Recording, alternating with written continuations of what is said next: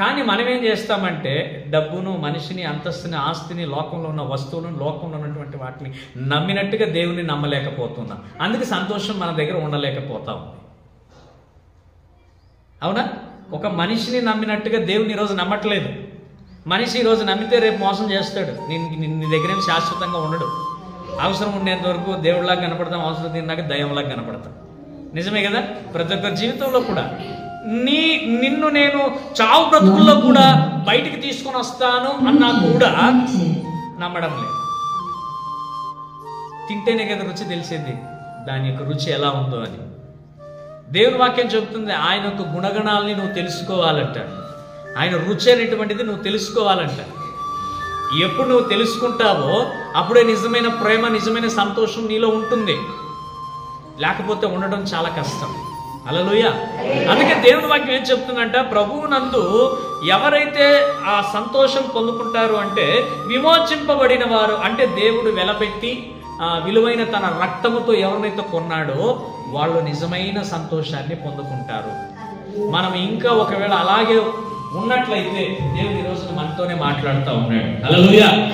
ఒకవేళ మనము ఇంకా మనుషుల ఆశలు, లోకపు ఆశలు, లోకంలో ఉన్న వాటి కొరకు పరిగెత్తుతూ ఉన్నామా?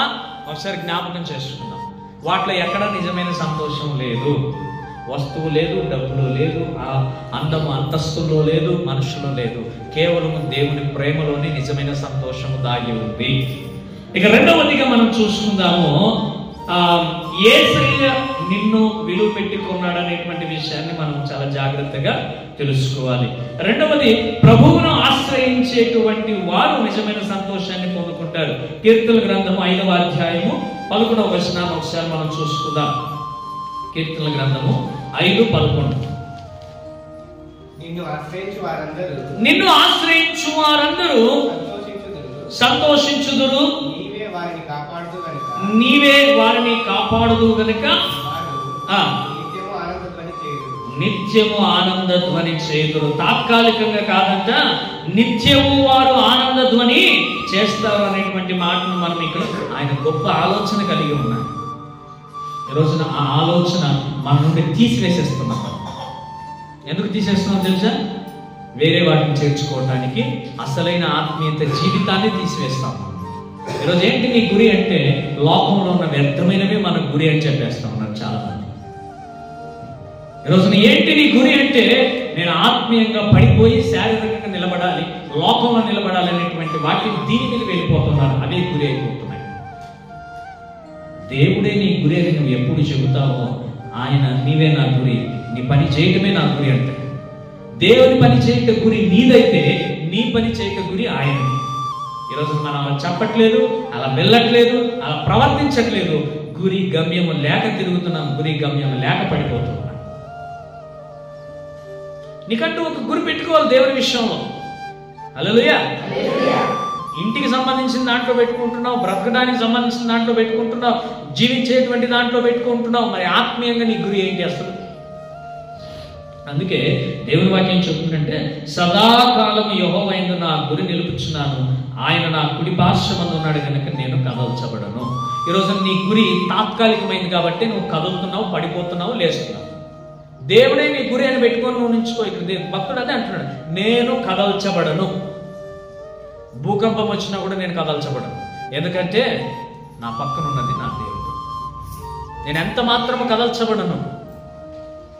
నా పక్కన ఉన్నది మనిషి కాదు, లేదా నా పక్కన ఉన్నది డబ్బు కాదు, నా పక్కన ఉన్నది కొండ కాదు, నా పక్కన ఉన్నటువంటిది మాయా మంత్రాలతో నిర్మించినటువంటి కళ్ళకు కనబడేటువంటి అవి కాదు. శాశ్వత నివాసుడైనటువంటి నా తండ్రి అయిన దేవుడే నా పక్కన ఉన్నాడు కనుక నేను ఎన్నడూ కదల్చబడను.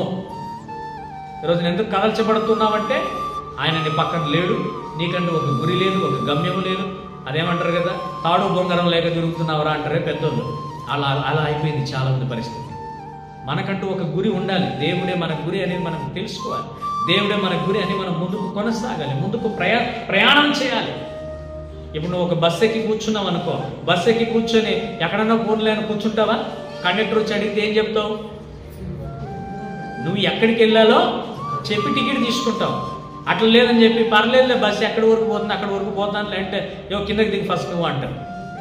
ఎందుకంటే గురిలే గమ్యములే. ఈరోజు దేవుడు కూడా అంతే. నీకు సరైన గురి గమ్యం లేకపోతే నిన్ను దాటి ఇంకొక స్థలానికి వెళ్తాడు, నిన్ను దాటి ఇంకొక మనిషి దగ్గరికి వెళ్తాడు. కానీ దేవుని వాక్యం ఏం చెప్తూ ఉంది అంటే హెచ్చరికలు, దేవుని మాటలను భయభక్తులుగా వినేవారిగా మన చెవులను మనము ఉంచాలి. ఒకవేళ మనం అలా లేకుండా పోతే మన జీవితం అంతా కూడా శూన్యంగానే ఉంటుంది. ఇప్పుడు మీ పిల్లలు ఉన్నారనుకోండి, వాళ్ళకి సరిగా భయం పెట్టకుండా మంచి దారి చెప్పుకోకుండా చేస్తే ఏమవుతారు? చివరికి వాళ్ళు దారి తప్పి రేపు మొక్కై వంగనిదే రానై వంగునా. ఈరోజున దేవుడు అదే అంటున్నాడు, సేవకుని మాటకు నీవు లోబడగలిగినట్లయితే శ్రమయందు, బాధయందు, దుఃఖమందు, సంతోషమందు, అన్ని విషయముల యందు కూడా నిన్ను ప్రతి ఒక్క సమస్య నుండి కూడా విడిపించేటువంటి ఆ మాట మెలకువలను ఈ సేవకుడు నీకు దేవుని ద్వారా బోధిస్తాడు. హల్లెలూయా. సో చాలా మంది ఏంటంటే ఇక్కడ విని, ఒక చెవుల విని వదిలేసింది, ఇక్కడ ఏది లేకపోతే కార్యం ఏది జరగదు. ఇక్కడ విన్నది ఇక్కడ భద్రపరిచినప్పుడు ప్రతి ఆపదలో కూడా నేను ఆ మాట రక్షిస్తాను. నువ్వు ఇక్కడ వదిలేసినావు అనుకో, ఏ సమయంలో ఏ మాట నీళ్ళు లోపల లేకపోతే కష్టం. ఇప్పుడు పిల్లలు ఉన్నారనుకోండి, ఎగ్జామ్స్ టైంలో వాళ్ళు ఏం చేస్తారు చెప్పండి? ఏం చేస్తారు చెప్పండి? ఎగ్జామ్స్ టైంలో వాళ్ళు ఏం చేస్తారు? బాగా చదువుతూ ఉంటారు కూర్చొని. ఎట్లా బట్టి పడతారు చదివి.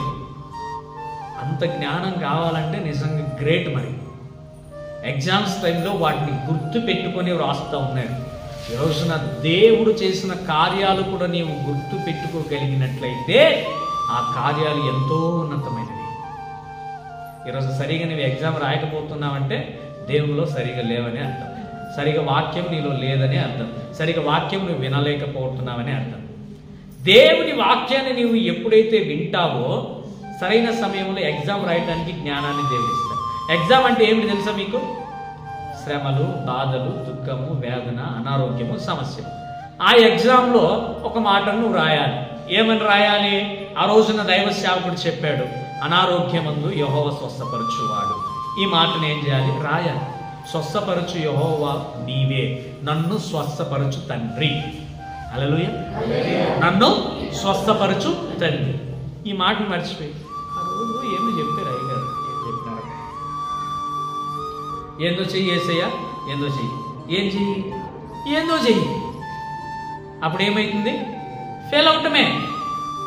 ఆ రోజు చదివినటువంటి బుక్లోది కాకోకుండా వాడు వేరేది రాస్తే గుండెకాయ వేసేది తీసుకుపోయి బండరా వేసినాడంటే మార్కులు వస్తాయి.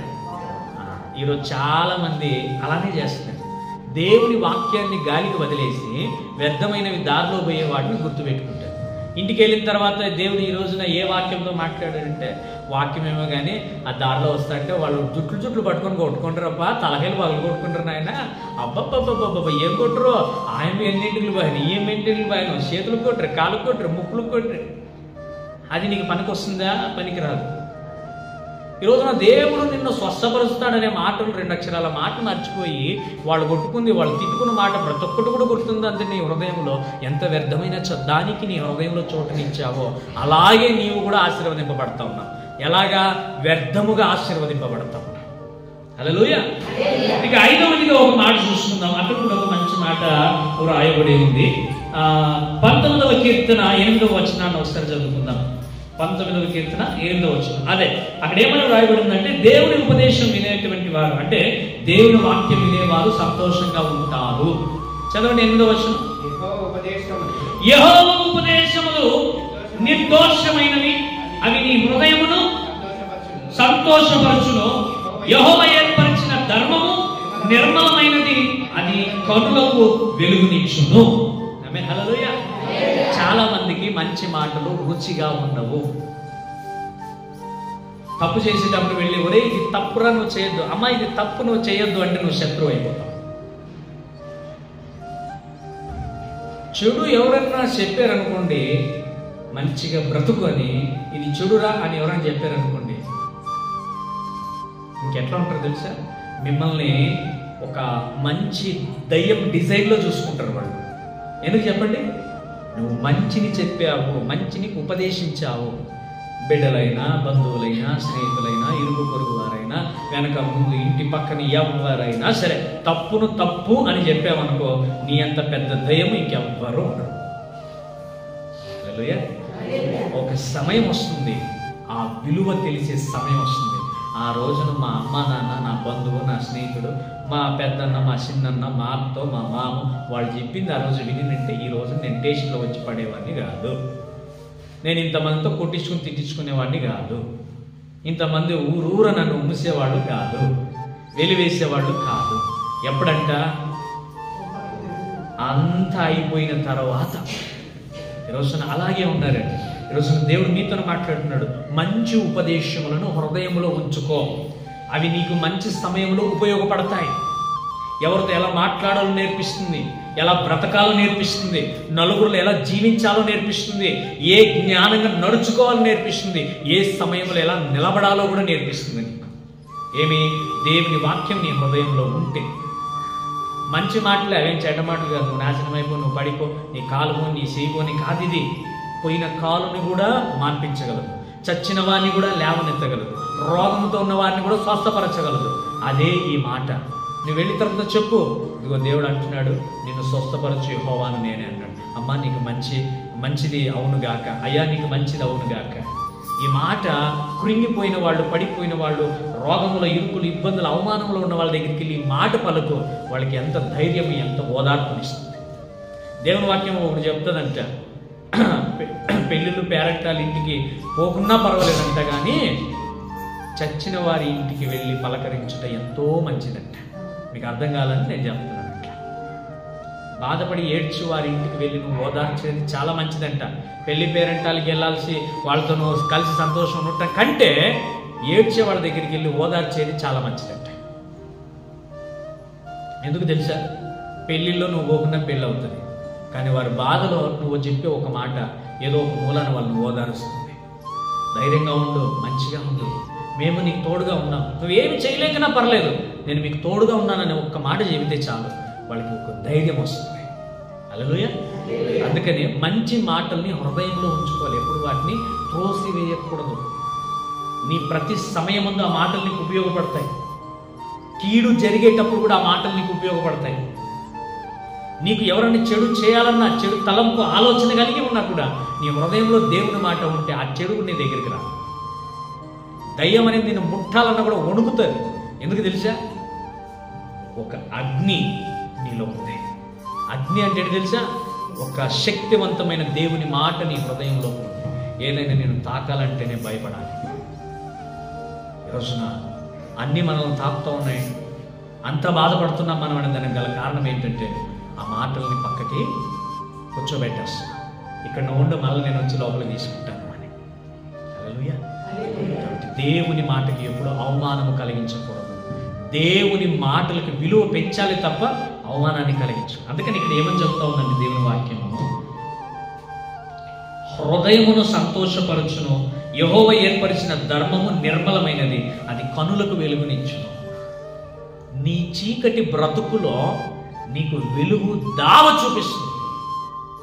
వెలుగు దారి ఇక నాది ఇక్కడే, నేను ఇక్కడే పడిపోయాను, ఇంకా నాది ఏది కూడా లేదు, నేను అంతమైపోయి ఉన్నాను, నేను పడిపోయి ఉన్నాను, లేచి నడవటానికి కావలసినటువంటి వెలుగు నా జీవితానికి, నా కంటికి కనబడట్లేదు అని ఉన్నప్పుడు ఒకే ఒకసారి నువ్వు దేవుని జ్ఞాపకం చేసుకో. ఏ పరిస్థితిలో నుండైనా నిన్ను ఆయన వెలుగులోనికే నడిపిస్తాడు.